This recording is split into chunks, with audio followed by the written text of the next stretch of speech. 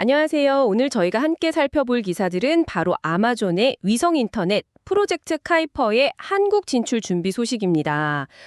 이게 흥미로운 지점들이 많더라고요. 네, 저도 기사들 쭉 봤는데 상당히 구체적인 움직임들이 보이죠. 맞아요. 그래서 오늘은 이 기사들을 바탕으로 아마존의 이 행보가 대체 뭘 의미하는지, 또 기술적으로는 어떤 건지, 한국 시장에서는 어떤 전략을 펼칠지 좀 깊이 파고 들어가 보려고 합니다. 좋습니다. 요즘 뭐랄까 위성 인터넷 경쟁이 정말 뜨겁잖아요. 스페이스X의 스타링크도 있고 유럽의 원랩도 있고요. 그렇죠. 경쟁이 아주 치열한 상황이죠. 그런데 아마존이 왜 이미 초고속 인터넷망이 세계 최고 수준인 한국에 이렇게 공을 들이는 걸까요? 기사 속 단서들을 한번 따라가 보면서 그 핵심을 짚어보죠. 자, 바로 시작해볼까요? 네. 우선 기사에서 설명하는 이 프로젝트 카이퍼, 이게 기본적으로 어떤 개념인지부터 좀 짚어주시죠. 네, 간단히 말하면 아마존이 저궤도 위성을 아주 많이, 그러니까 기사 보면 3만 2천 개 이상 띄우겠다는 거잖아요. 32,000개요? 와, 엄청나네요. 그렇죠. 이걸로 고도한 600km 상공에서 전 세계 어디든 초고속 인터넷을 제공하겠다. 이런 목표입니다. 지구 전체를 커버하겠다는 거죠. 600km면 우주치고는 생각보다 훨씬 가까운 느낌인데요? 네, 맞아요. 핵심이 바로 그 저궤도라는 점입니다. 이게 지상이랑 거리가 가깝다 보니까 데이터 전송 속도가 빠르고 무엇보다 지연 시간이 짧다는 게 가장 큰 기술적 특징이거든요. 아, 지연 시간, 온라인 게임 하거나 화상회의 할 때 중요하죠. 바로 그거죠. 기사에서도 이 점을 강조하면서 기존 유선 인터넷망이 좀 닿기 어려운 지역들 있잖아요. 산간이라든지 섬이라든지 그런 곳에서의 가능성을 언급하고 있는 거고요. 그렇군요. 기술적으로는 그 저궤도 위성 네트워크가 핵심이겠네요. 네. 그런데 기사에는 자세히 안 나왔지만 사실 이 3만 개 넘는 위성을 실제로 운영하는 건 또 다른 차원의 문제입니다. 아, 위성만 띄우면 끝이 아니군요. 그렇죠. 위성 추적하고 사용자랑 통신 계속 연결하고 데이터를 효율적으로 보내고 이 지상 시스템 기술이 위성만큼이나 어쩌면 더 중요하고 복잡할 수 있어요. 사용자 단말기 기술도 마찬가지고요. 이게 다 매끄럽게 돌아가야 제대로 된 서비스가 되는 거거든요. 하긴 그렇겠네요. 위성 하나하나가 다 움직이는 거니까요. 근데 기술적인 부분도 흥미롭지만 보내주신 기사들이 특히 주목하는 건 역시 왜 한국 시장인가 하는 점인 것 같아요. 맞습니다. 그 부분이 중요하죠. 이미 스타링크 들어와 있고 원웹도 뭔가 하고 있는 것 같고 그런데 아마존까지 들어오면 정말 말씀하신 대로 격전지가 되겠네요. 바로 그 점입니다. 그래서 기사에서도 아마존이 그냥 서비스만 딱 출시하려는 게 아니라 현지 인력 확보에 나섰다는 점을 강조하고 있잖아요. 네, 맞아요. 대관 담당, 정부 협력, 전략 파트너십 발굴 이런 직책들을 뽑는다고 나왔죠. 네, 이게 중요한 게 이런 역할은 단순히 기술 인력이 아니거든요. 한국의 정책이나 규제 환경, 그리고 시장 상황에 밝은 사람이 필요한 거죠. 아하, 그러니까 단순히 기술 서비스만 들여오는 게 아니라 한국 시장 자체에 좀 깊숙이 들어오려는 포석이다. 이렇게 볼 수 있겠네요. 그렇죠. 특히 그 대관 업무 담당자, 채용 공고는 시사하는 바가 꽤 크다고 봅니다. 이게 그냥 서류 처리나 하겠다는 게 아니라 한국의 통신 관련 법규나 규제 환경이 사실 꽤 복잡하거든요. 네, 그렇죠. 통신 쪽은 특히 그렇죠.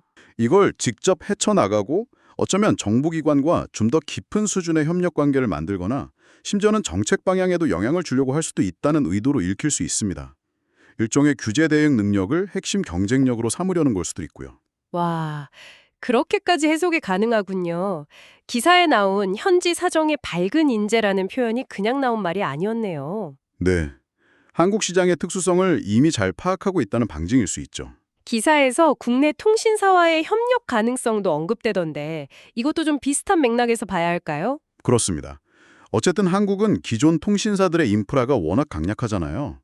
이들과 어떤 관계를 맺느냐가 시장 안착에 굉장히 중요한 변수가 될 겁니다. 경쟁만 하는 게 아니라 협력 모델도 생각할 수 있다. 네, 충분히 가능하죠.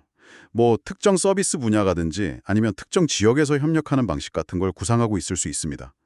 기자 보면 일본이나 대만 같은 다른 아시아 시장 진출도 동시에 준비 중이라고 하니까 아마 각 시장별로 좀 다른 맞춤 전략을 짜는 큰 그림의 일부일 겁니다. 그렇군요. 활용 분야도 기사에서 보면 꽤 다양하게 언급되더라고요.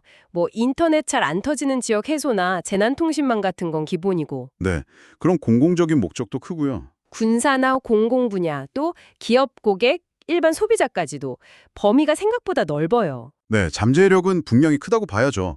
특히 뭐 배나 비행기에서의 통신, 해상이나 항공통신 같은 경우, 아니면 재난 상황처럼 기존 지상망이 좀 취약해지는 그런 상황에서는 위성 인터넷의 가치가 확실히 드러날 수 있거든요. 그렇겠네요. 끊기면 안 되는 통신 수요 같은 거요. 네, 그리고 좀 더 길게 보면 아마존의 다른 서비스들, 예를 들어 AWS 클라우드 같은 거 있잖아요. 이런 기존 사업과의 시너지 효과도 분명히 고려하고 있을 겁니다. 그래서 기사들이 이걸 단순히 인터넷 서비스 하나 더 추가, 이게 아니라 미래 통신 환경의 어떤 큰 변화, 이런 관점에서 접근하는 거고요. 자, 그럼 오늘 보내주신 기사들을 통해서 본 아마존 프로젝트 카이퍼의 한국 진출 준비 상황을 한번 정리해 볼까요?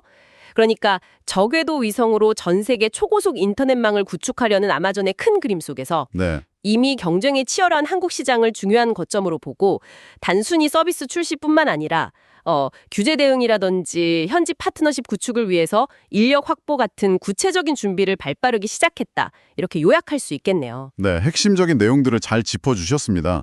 이게 당장 뭐 우리가 쓰는 인터넷 환경에 엄청난 변화를 가져오지 않을 수도 있어요. 하지만 사회 전체의 통신 인프라 관점에서 보면 분명 중요한 변화의 시작일 수 있습니다. 특히 기존 지상망이 가지는 어떤 한계점들을 보완해주는 역할에 주목할 필요가 있는 거죠. 네, 확실히 그런 의미가 있겠네요. 그럼 기사 내용 외에 이런 질문도 한번 던져볼 수 있을 것 같아요. 뭐랄까, 이미 세계 최고 수준의 인터넷 인프라를 가진 한국이잖아요, 사실. 그렇죠. 이런 한국에서 위성 인터넷은 과연 어떤 차별화된 가치를 제공할 수 있을까? 어떤 틈새 시장을 공략하게 될까요? 기사에서 나온 것처럼 해상통신이나 재난통신 같은 특수 분야에 집중할까요? 아니면 뭐 B2B 시장 같은 데서 우리가 예상치 못한 새로운 수요를 만들어낼까요? 흥미로운 질문이네요. 네, 한번 생각해 보시면 재미있을 것 같습니다. 당신이라면 카이퍼가 한국 시장에서 성공하기 위해 어떤 전략을 쓸 거라고 보시나요?